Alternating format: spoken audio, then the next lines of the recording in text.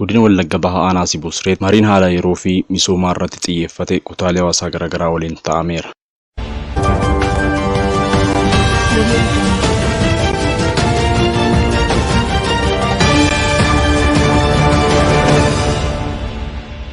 Godina Wallagga Bahaa Aanaa Sibusreet mariin haala yeroo fi misoomaa irratti xiyyeeffate kutaalee hawaasaa garaagaraa waliin ta'ameera.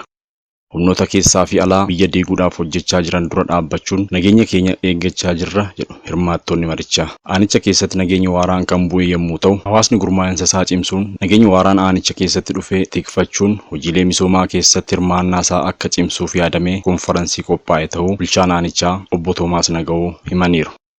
Goota lamaan kanatti aggaammiin sun cabee akka aanaa keenyatti magaalaa kana qofa kadhattee turte. Tumsa raayyaan ittisa biyyaa keenya qaamni nageenyaa keenyaa godheen isin gootaniin deebisneet aanolee gandoota keenya ijaaruudhaan bakkatti deebisuudhaan hojii bal'aan hojjetamaa jira jechuudha. Hojii gurguddaan hojjetamaa dhufee jira. Uummata bukkee bakkatti deebisuuf yaaliin taasifamaa ture. Konferensiin kunis yeroo qophaa'u dhimma nageenyaa keenya irratti bakka bu'oonni uummataa asitti haa mari'atan guyyaa har'aa yeroo jedhamu mariin kun gandoota baadiyyaatti gaggeeffamaa dhufee jira jechuudha. Marii gurguddaa gaggeessaa dhufnee jirra. Gandoota baadiyyaa irratti magaalaa Cingiitti magaalaa Careetti gandoota baadiyyaa adda addaattis mariin akkasii hawaasa wajjin godhamaa dhufee jira jechuudha. Kanarraa kun xumura marii kanaa sadarkaatti goonee ejjennoo wal fakkaatu qabannaadha. Maayinni diina kanaa wajjin hin teenyu akkaataa kanaan duraati akkaataa waggaa lamaatiin sodaa keessaas jiraachuu uummanni keenya hin qabu. Uummanni keenya karaa sodaa keessaa bahuu danda'uun isa dandeessisuudhaa fi waliigaltee irra geenyeetu bara haaraatti ceenaa. Hirmaattonni marichaas hawaasni tokkummaa isaa cimsuun rakkoo nageenyaa jiru furuuf gahee isaanirraa eegamu bahachuuf qophii ta'uu kan himan jiraattonni aanichaa tokko tokko gochaa finxaaleeyyii balaaleffachuun qaamolee nageenyaa cinaa dhaabbannee nageenya waaraa ni mirkaneessinaa jedhaniiru. Nuyi amma danda'ame Waaqayyoon kadhachaa nagaan akka bu'u iddoo jirrutti irratti hojjenna. Nagaa labsiti waldaanii akka mana amantaatti tan dubbadha gadhiifa manaa godhaati. Nagaan akka bu'uuf hin hawwinas hin hojjennas. Nagaan nuuf haa bu'u. Kilaastera jiru irratti akkuma ammaa kana waa'ee nageenyaa hiriirri ba'ee ituma naannoos gorsuu utuma biyyas hubachiisuu gara araaraa kanattis akka dhufuutuu godhamee akka ittiin adeemama ta'e uummanni wooma tokko waan mormuun qabu itti gammada. Kanaaf har'umaa calqabnee fuula jirrutti qotee bulaa keenya labsii kanatti dabarsinee nageenyi bu'aa jira akkasittiin naannoon keessan walaa gorsu iddoo iddirii jirutti iddoo mana amantaa jirutti iddoo walgahii adda addaa gootii itti gareetti. Tokkummaan yoo jiraate salphaadha. Tokkummaan yoo walii galle keessumatti ollaadhaan akkuma maddanatti wal geenye kana ollaadhaan lafa teenyutti lafa jirutti walii gallee mari'atamee nageenyi yoo jiraatedha.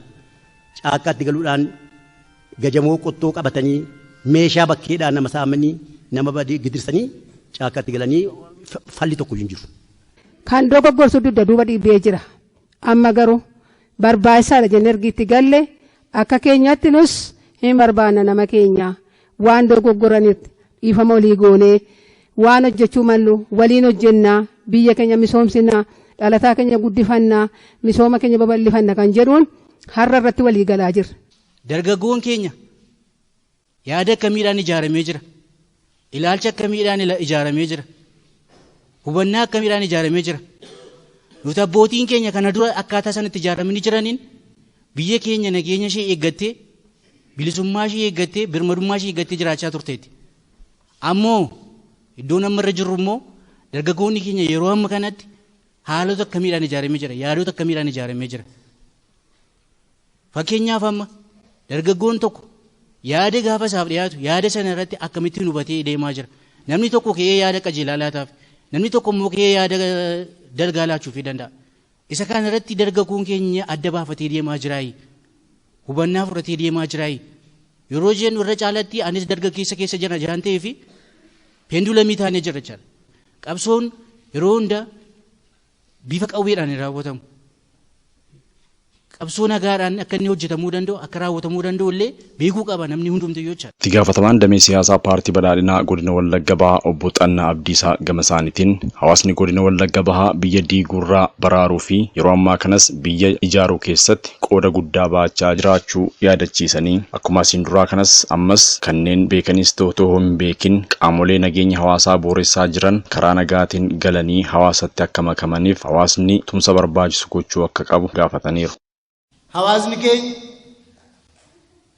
kanneen nageenya barbaadan kanneen karaa nagaa hawaasatti dabalamanii dogoggora isaaniirraa baratanii gaabbanii hawaasa keessatti hojii misoomaa hojjechuu bobba'uu barbaadaniif abbootiin gadaa jaarsoliin biyyaa firoonni ijoollee kanaa balbala nagaa jirutti agarsiisa. Namni bosona jiru kun yaada mootummaan qabu yaada dhiifamaa yaada nagaa yaada araaraa inni qabu kanallee beekuu dhiisuu danda'a. Akkuma sila kaastan yakka baay'ee hojjenne waan baay'ee balleessine yoo deebinee galle mootummaan nu ajjeesa nu balleessaa jedhanii kan yaadan akka jiran sinu kaastanii. Nama ajjeesuun kaayyoo mootummaa miti. Kaayyoon mootummaa isa dogoggore gorsee gara misoomaatti dhufee akka inni hojii misoomaa keessatti bobba'u gochuudha waan ta'eef sirriitti kaayyoo fi yaadama mootummaan dhimma kana irratti qabu dargaggoota kanaan ga'uudhaan amansiisanii gara nagaatti fiduun ga'ee keessatti. Finxaaleeyyiin garaagaraa nageenya uummata nagaa booressaa jiran qolachuun tarkaanfii mootummaan fudhachaa jiru milkeessuuf hawaasni hunduu gurmaa'insa isaa cimsee gaheerraa eegamu bahuu akka qabu dhaamaniiru. አሁን መንግስት የሰሜኑን ክፍል እንዲያስማማው ለምን ይህንስ ማስማማት አይችልም ምን አስቸገረው የሚል ነገር ይቀርባል። መንግስት ማን ነው? መንግስት እኮ ሲባል የህዝብ ጭምር ነው። ይህን ህዝብ ስራ አስፈጻሚ ስራ ከነዋይ ነው መንግስት ብለን የምንለው እንጂ ዋናው መንግስት ህዝብ ነው ወሳኝ። ይህንም የሚያጠራው የዚህ ያለ ህዝባችን ነው።